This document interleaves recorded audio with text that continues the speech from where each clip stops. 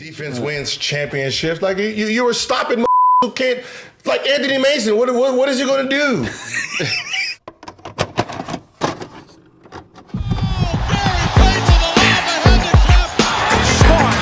Hey guys, this is Dominique Wilkins. Hey, this is Sean Kemp. This is Gary Payton. Hey, this is Pau Gasol. NBA fans, what's up? This is Vince Carter here. Hey, what's up? This is Matt Barnes. If you're an old school NBA fan like I am, make sure you check out the Basketball Time Machine with my man Sean David. Hello, good day everyone. Welcome back to the Basketball Time Machine. My name is Sean David. Thanks for tuning in. Let's talk some NBA basketball. Now, today's episode is going to be a little bit different, and I'm not sure if some of you guys already noticed, but in the past couple of weeks, I started to talk a little bit about Gilbert Arenas and some of his comments, but I always, left it at where it was. But in today's episode, I have to say something about his disrespect towards all the NBA legends from my childhood, from most of your guys' childhoods. So this will be today's topic. But before we start with that, let me ask you guys for a small favor. Please subscribe to the channel and like the video if you enjoy the content. All right, you guys, let's get right into it.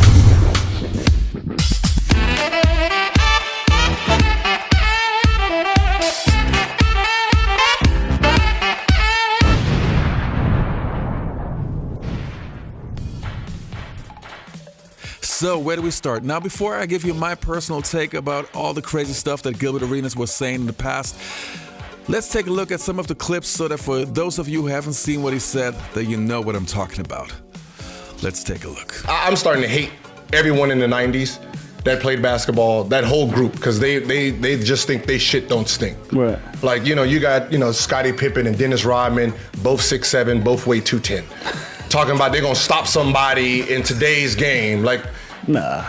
6'7", 210, like you are a little guard in today's game. You guys are little guys. Like, But that's every 10 years the game changes. Yeah, that's what I said. They have no idea about evolution. 80s people think like fouling was defense. I saw what happened when the prototype number 1 came into the league and you didn't know what to do with it, which was Grant Hill, a 2-guard, 3-guard who actually went left to right. Y'all didn't know what the was going on when he crossed over. Yeah, you had the guard, you had Tim Hardaway who had the Timmy cross. You never had a 2-3 that actually crossed that fast. And he was barbecuing, Pippen, Jordan, and Rodman with the crossover. And he couldn't shoot a lick, but he got to the basket like no other. So if you couldn't deal with prototype 1, what makes you think you can deal with the 2010, 20 prototype? You can't. The moves that they do now, you've never seen in your life. So you wouldn't be able to guard and you didn't actually stop me. You just fouled me till I just wanted to give up. So it's like, no, you're not gonna be able to guard these guys. 80s basketball, it was tougher. Shut up. 80s cannot compete with 90s, 2000s, and now. It is a pointless argument. Bill and Beer cannot play basketball today. The things that you guys glorifying, which is hard fouls, not better defense, does not work today. Look at the people who were brutally hurting people. They were not all defensive players. You're not gonna find your Dennis Rodman mindsets today. Not on the court, off the court. Leaving the gym, clubbing all night and got a game tomorrow. You're not doing that today. These players today are sitting in the gym. Y'all acting like y'all was in the gym 6-7 hours a day. You weren't. Stop the bullshit. Stop acting like your guys were learning game plays, learning habits. You alcoholics. If I was disrespectful to the 80s and the 90s before, Let it be known, Gil. don't ever tell me the defense that they were playing and all this, and we can stop y'all. They couldn't stop fly shit. How do you stop fly shit? I don't know, but they couldn't. Your defense is good because they couldn't shoot the ball. Patrick Beverly be a scorer back in that era. I can see why Gary Payton was sitting there like, hey, y'all ain't gonna do nothing. Steph Curry would eat through this right here. If you took Kobe Bryant and you put him on that Bulls team, Kobe's averaging 45, 50 for the season. Gary Payton, first 4 years in the league, he was shooting 20%. He shot 125 threes. They moved the line 2 feet. He shot 915 threes in the next 3 years. Whoa. This is when I knew they needed scoring. They were just holding the ball. They couldn't That's big. Man, That's wild, bro. All right, if you're a defensive player and someone yanks you every single time down the court, how are you awarded defense? Yeah, because he can't shoot now. Yeah. How much did you average in the 90s? In the 90s? Yeah. 100.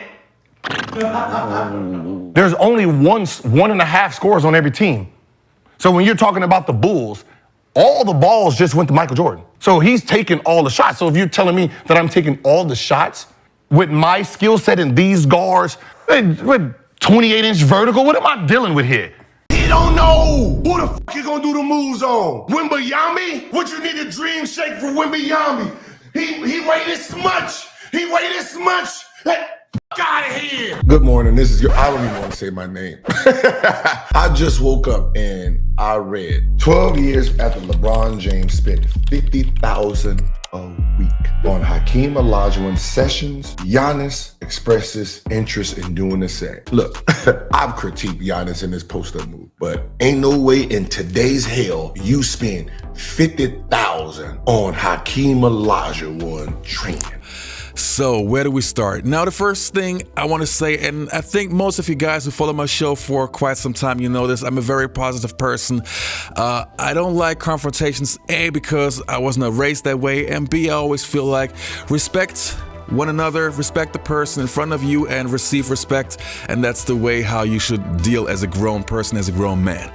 But there's also a time where even the person like myself feels like, okay, that's enough. Now, Gilbert Arenas, to me, back in the days, I always liked him as a player, even though I always felt like as a basketball player, Gilbert Arenas was not the greatest defender. To me, he was not the greatest winner. But I love that he fought his way into the NBA. And I mean, there's no denying offensively, the guy was really skilled. He was an offensive beast. And so I always had, positive things to think about that guy. But in the past couple of weeks and months, watching his show on YouTube, I hear more and more comments about stuff that he's been saying about some of the legends, and some of them are really disrespectful.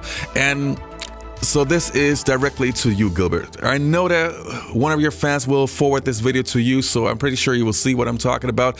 And the one thing, or the couple of things that I don't understand, number one is, who do you think paved the way that you received those huge contracts and that you got all of this money?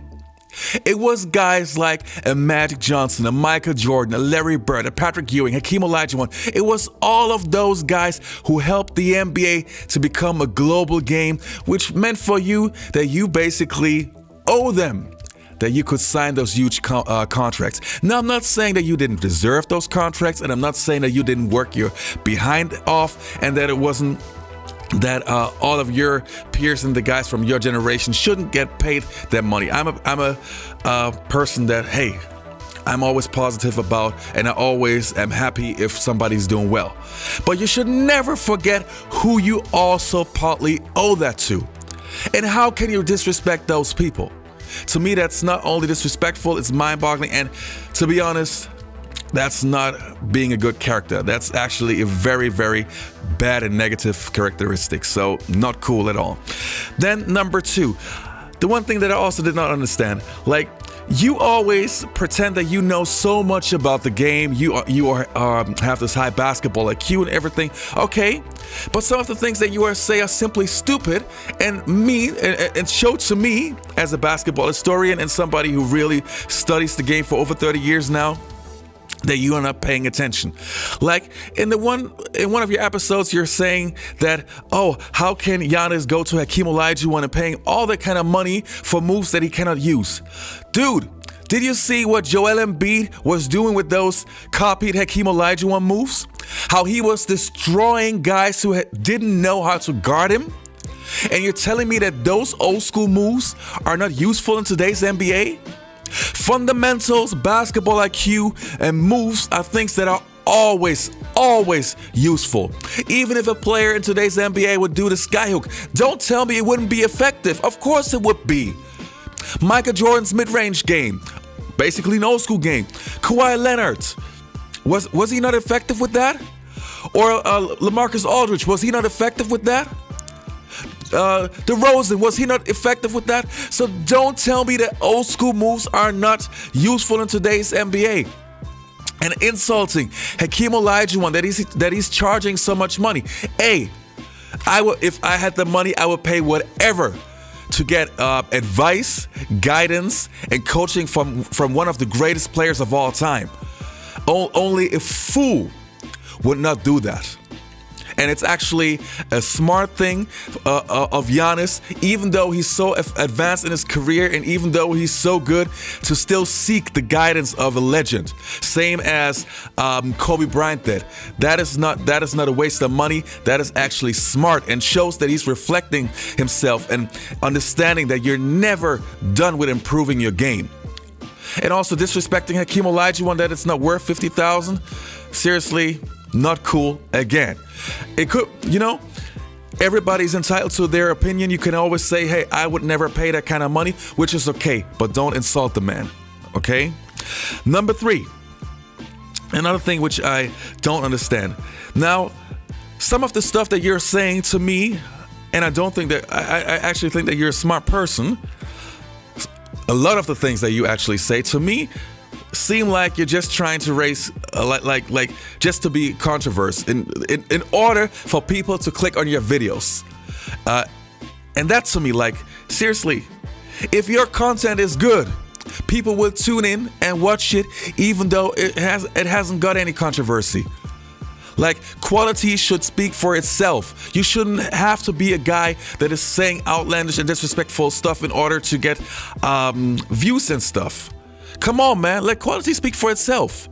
And the people that you have sitting in your show, I mean, honestly, I don't know them, but often it's like everybody's agreeing to the stuff that you're saying. And seriously, hey, if you really want to talk to somebody who can have a good argument with you, and respectful arguments, talking about old school NBA, comparing it to today's NBA. Hey, I'm always open to talk, on a rational basis.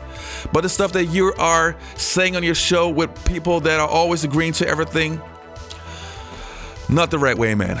Anyway, for those of you who know me, this is like the first or the second time that I'm doing such a video in many, many years. But hey, when it comes to disrespecting the guys from back in the days, the guys who paved the way, and when I hear stuff like Dennis Rodman and Scottie Pippen couldn't guard today's players, and guys back in the days mix up fouling with great defense. Hey, of course we like the fouls and stuff, and it was enjoyable back in the days.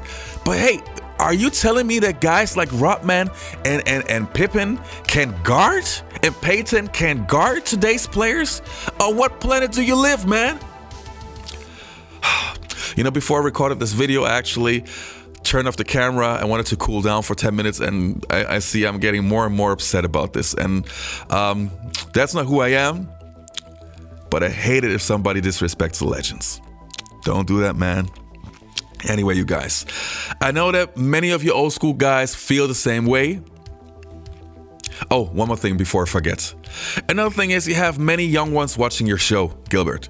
Many young ones who don't know any better. Guys who have never seen Michael Jordan play, never seen Kobe Bryant play in his prime, never seen Larry Bird, Magic Johnson, and those guys. They believe what they see on YouTube. Is that what you want them to believe about the legends, that they couldn't play and they couldn't hang with today's players? Anyway, you guys, enough. Comment. See you next time.